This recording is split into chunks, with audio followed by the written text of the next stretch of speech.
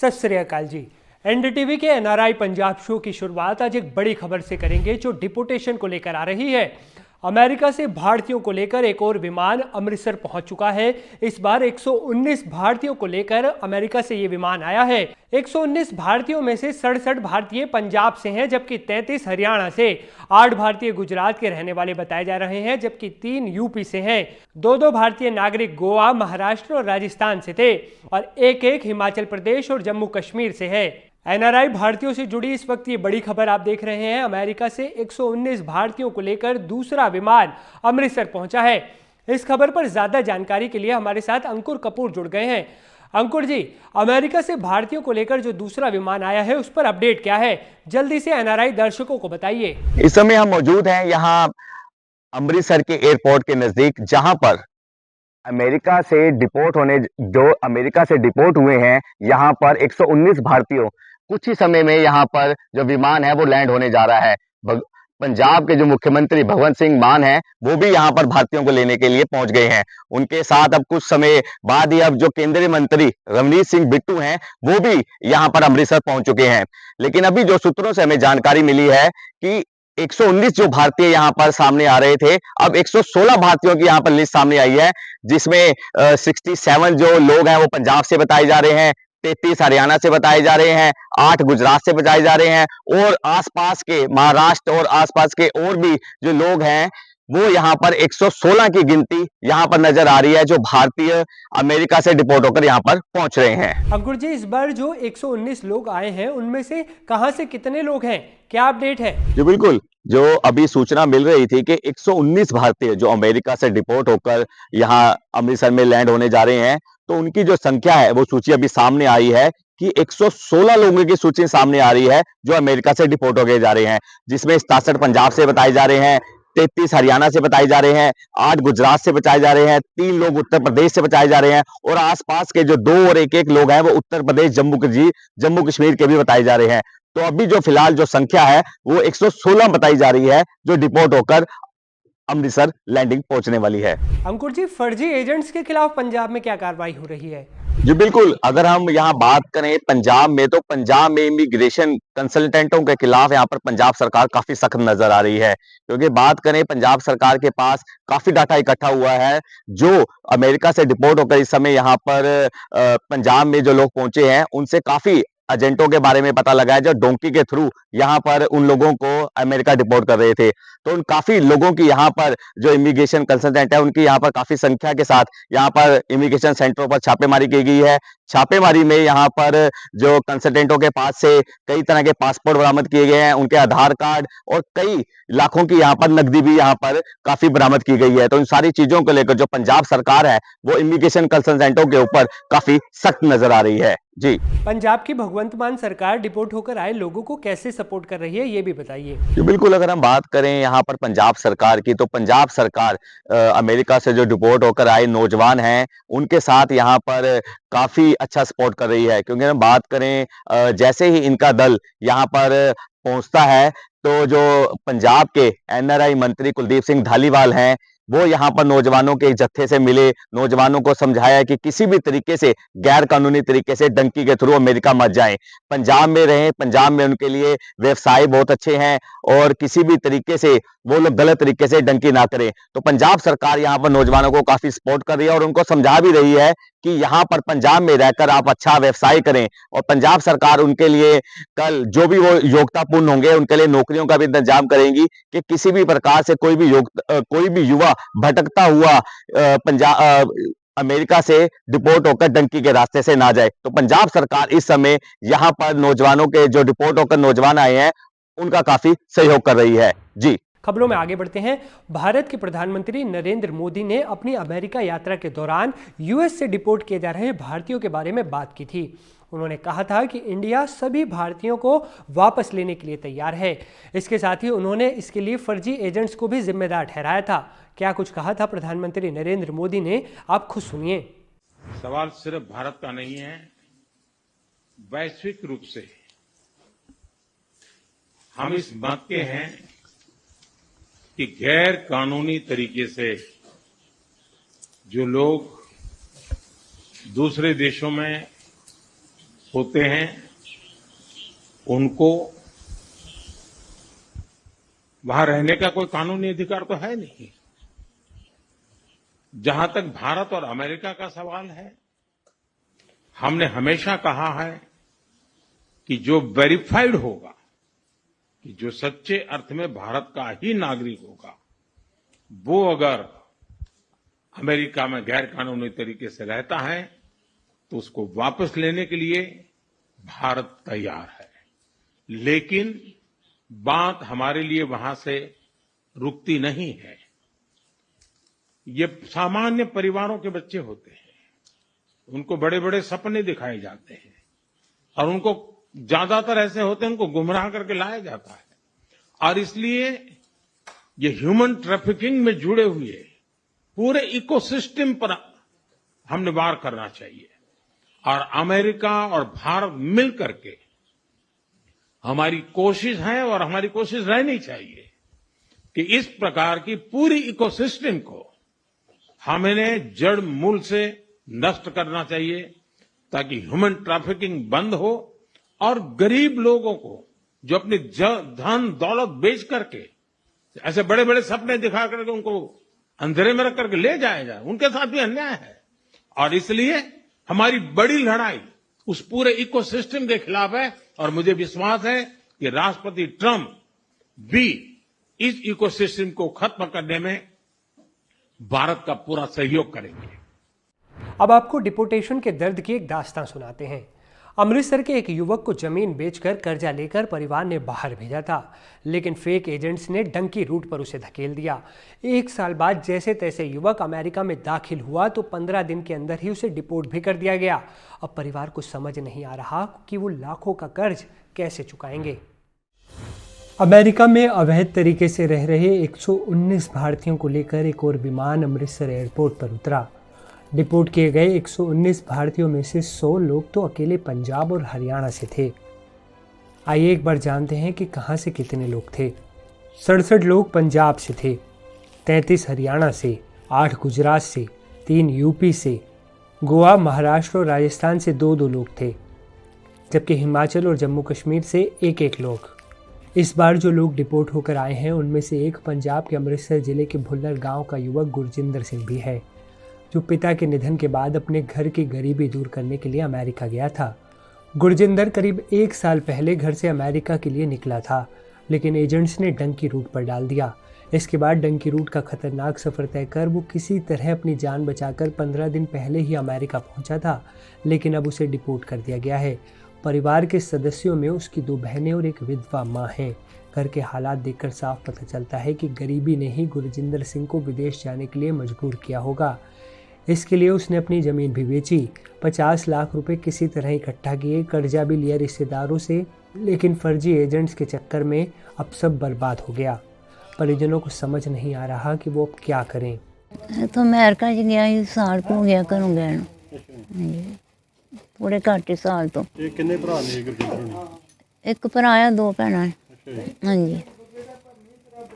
ਤੇ ਕਿੰਨੇ ਪੈਸੇ ਲਾਏ ਟੋਟਲ ਦੇ? पैसे 50 नोपड़ गए पहलों।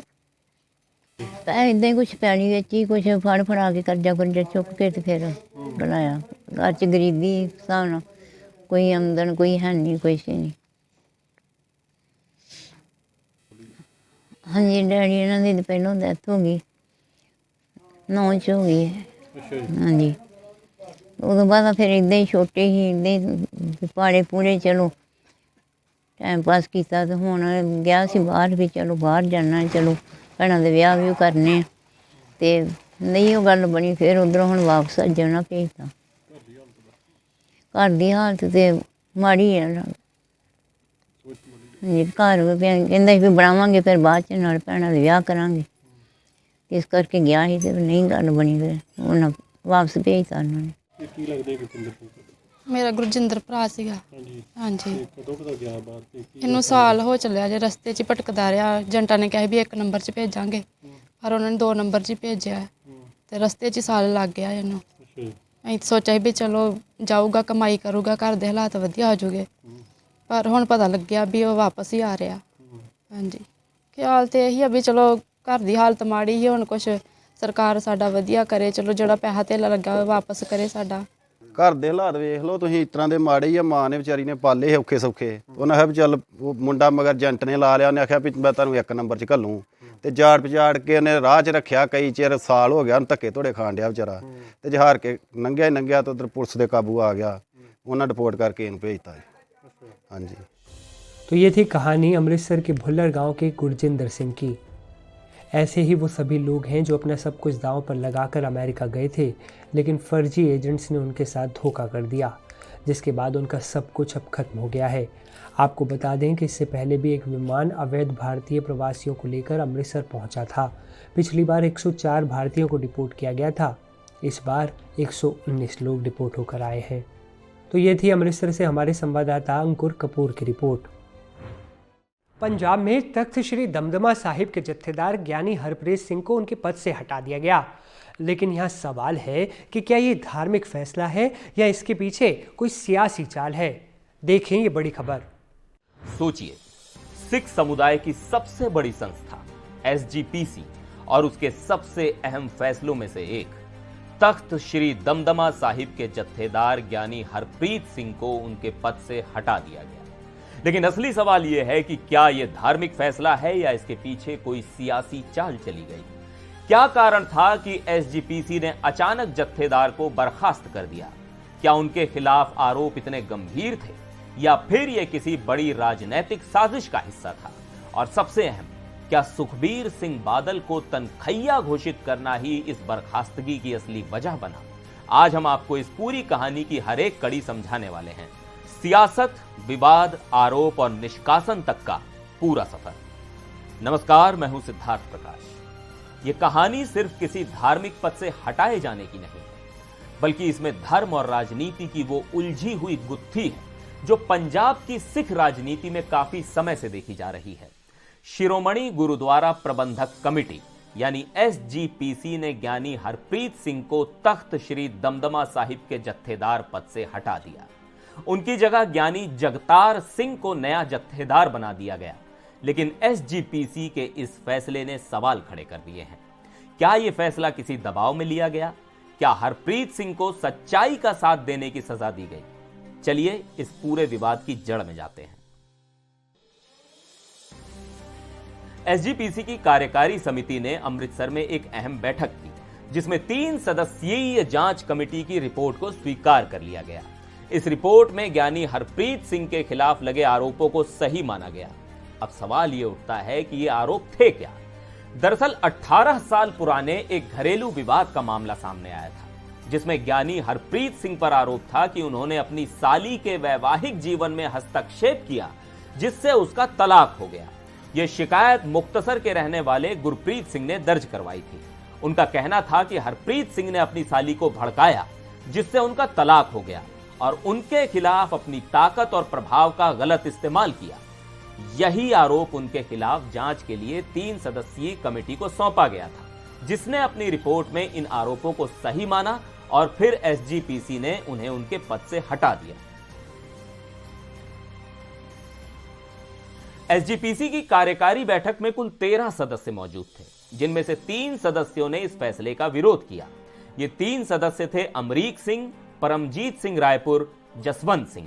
इनका कहना था कि SGPC के पास जत्थेदार को हटाने का अधिकार नहीं है और इस फैसले के पीछे राजनीतिक वजहें हैं।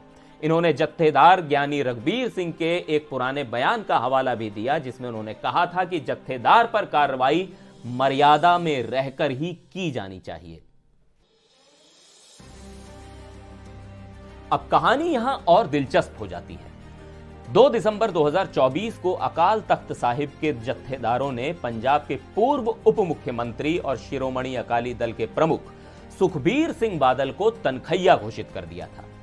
तनखैया यानी सिख मर्यादाओं का उल्लंघन करने वाला व्यक्ति।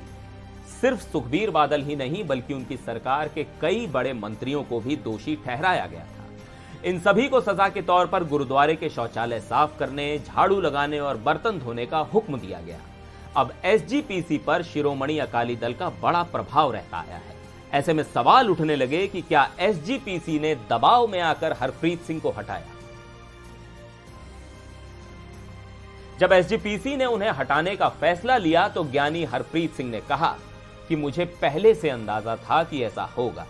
जब आपको पहले से ही पता हो कि कुछ होने वाला है तो आपको आश्चर्य नहीं होता। उन्होंने कहा कि 2 दिसंबर के फैसले के बाद यह तय था कि मेरी सेवाएं समाप्त कर दी जाएंगी। इसी बीच फरीदकोट से निर्दलीय सांसद सरबजीत सिंह खालसा ने ज्ञानी हरप्रीत सिंह को हटाने के फैसले की निंदा की और एसजीपीसी से इस फैसले पर पुनर्विचार करने की अपील की। अब जरा इस पूरी कहानी के मुख्य किरदार को समझ लेते हैं। ज्ञानी हरप्रीत सिंह एक दलित परिवार से आते हैं। उनके पिता गांव के ग्रंथी थे। उन्होंने गुरु काशी गुरमत इंस्टीट्यूट से ग्रेजुएशन किया और फिर पंजाब यूनिवर्सिटी से धार्मिक अध्ययन में पीजी की डिग्री ली। इस वक्त वे कुरान और गुरु ग्रंथ साहिब के तुलनात्मक अध्ययन पर पीएचडी कर रहे हैं। 1997 में वो एसजीपीसी के प्रचारक के तौर पर शामिल हुए और 1999 में मुक्तसर के गुरुद्वारा दरबार साहिब के मुख्य ग्रंथी बने। इसके बाद 2017 में वो तख्त श्री दमदमा साहिब के जत्थेदार बने। 2018 में उन्हें अकाल तख्त का कार्यकारी जत्थेदार भी बनाया गया। तो एसजीपीसी ने ज्ञानी हरप्रीत सिंह को हटाने के पीछे घरेलू विवाद का कारण बताया, लेकिन कई लोग इसे धार्मिक फैसले से ज्यादा राजनीतिक कदम मान रहे हैं। क्या सुखबीर सिंह बादल को तनखैया घोषित करने की सजा ज्ञानी हरप्रीत सिंह को मिली या फिर एसजीपीसी ने सिर्फ नियमों का पालन किया? इस पूरे घटनाक्रम से एक बात साफ हो जाती है कि सिख धार्मिक संस्थाओं और पंजाब की राजनीति के बीच रेखाएं अब बहुत धुंधली हो चुकी हैं। अब यह देखना होगा कि क्या एसजीपीसी अपने इस फैसले पर कायम रहती है या फिर विरोध के चलते इसमें कोई बदलाव होता है। आज के एनआरआई पंजाब शो में फिलहाल इतना ही। हम लगातार अमेरिका से डिपोर्ट किए गए पंजाबियों की दर्द दास्तां आपको दिखा रहे हैं। आप इस शो को ज़्यादा से ज़्यादा शेयर करें और अपने एनआरआई पंजाबी भाइयों तक पहुंचाएं। ये आपका अपना शो है जो भारतीय समय के अनुसार YouTube पर रात 1 बजे लाइव होता है। आप कभी भी कहीं भी YouTube पर NDTV NRI सर्च करके इस शो को देख सकते हैं। डिपोर्टेशन से जुड़े हर बड़ी खबर के लिए और पंजाब के हर बड़े अपडेट के लिए आप बने रहें NDTV इंडिया के साथ। सत श्री अकाल।